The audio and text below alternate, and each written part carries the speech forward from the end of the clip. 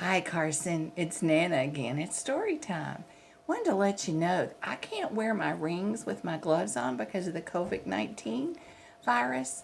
So, the ring that your mom and dad gave me for Christmas that has your birthstone on it, I'm wearing it around my neck because I wear it every day because I love you so much. And if you notice the pictures behind me, my great great grandfather built that bridge. It's in Schweitzer, Kentucky. We'll take you there to see it sometime soon. Let's read a book, okay? Um, this is one of your dad's favorites. He loves the Jungle Book. So we're going to start with that one today, okay? The Jungle Book, okay?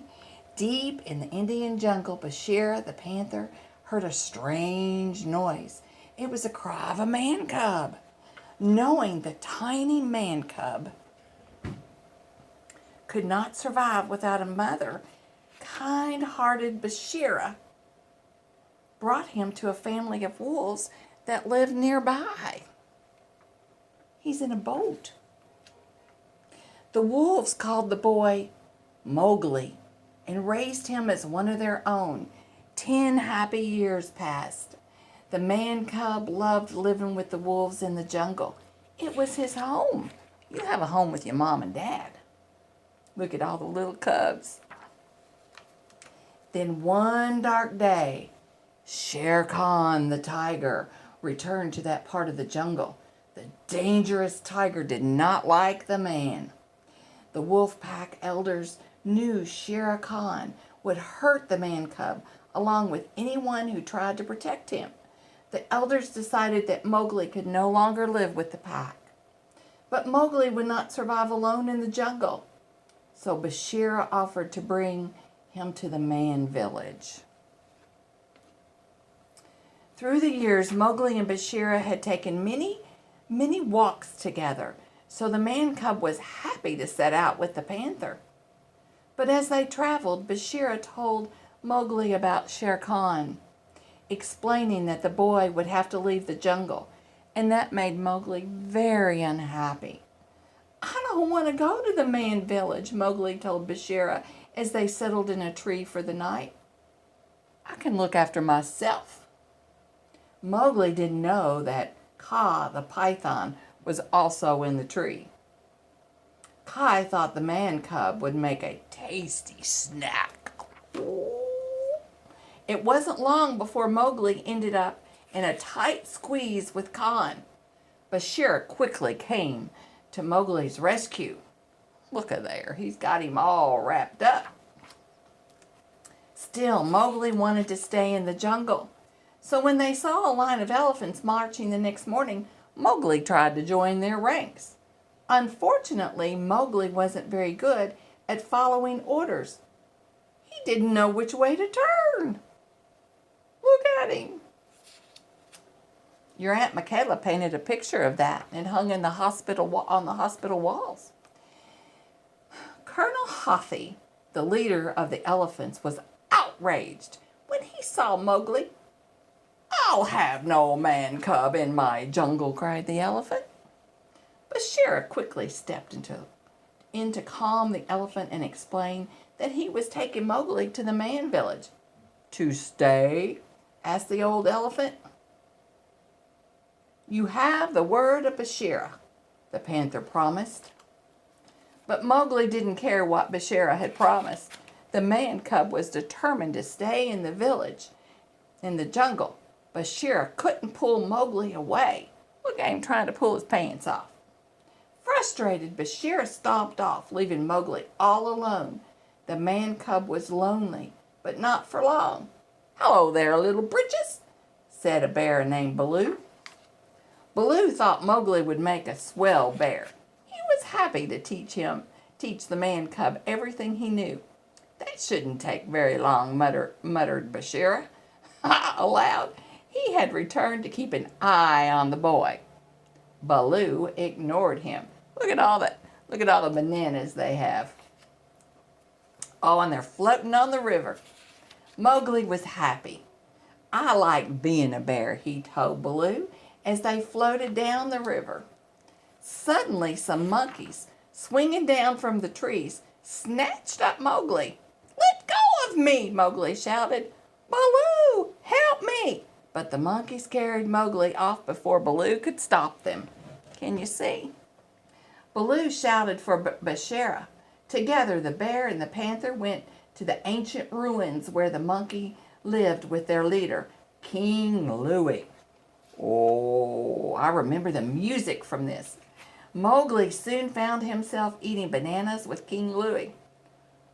"Word has grabbed my royal ear that you want to stay in the jungle," Louie said to Mowgli. "I sure do," Mowgli answered through a mouthful of banana. So King Louie offered to let Mowgli live with the monkeys if Mowgli showed him the secret of the man's fire. Mowgli said he didn't know how to make fire, but King Louie didn't believe the man cub. Luckily, Baloo disguised himself as a monkey and was able to dance right into the ruins. He distracted King Louie. Bagheera and Baloo escaped with the man cub. Baloo was happy to have Mowgli back, but Bagheera insisted that the man still needed to go to the man village. At last, Baloo realized the panther was right.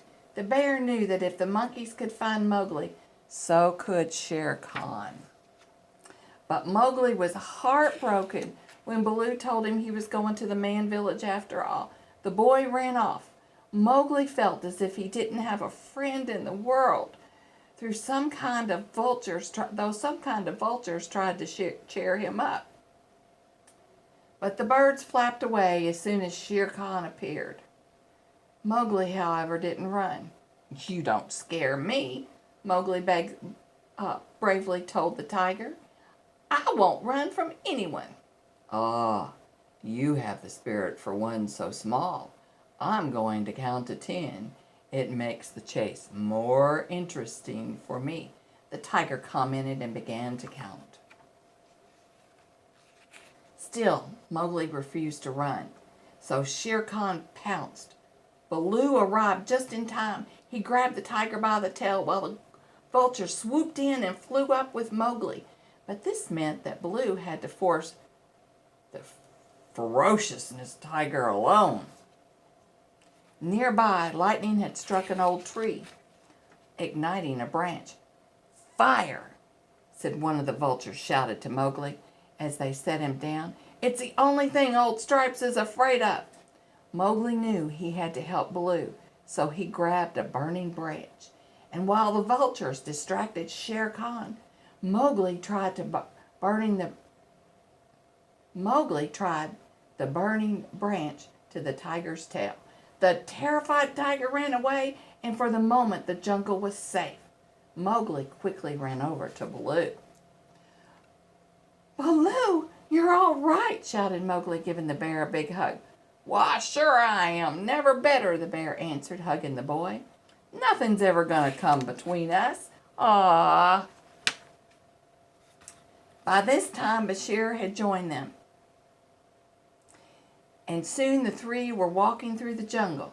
Suddenly, they heard a strange noise. Mowgli went to see what it was making the noise.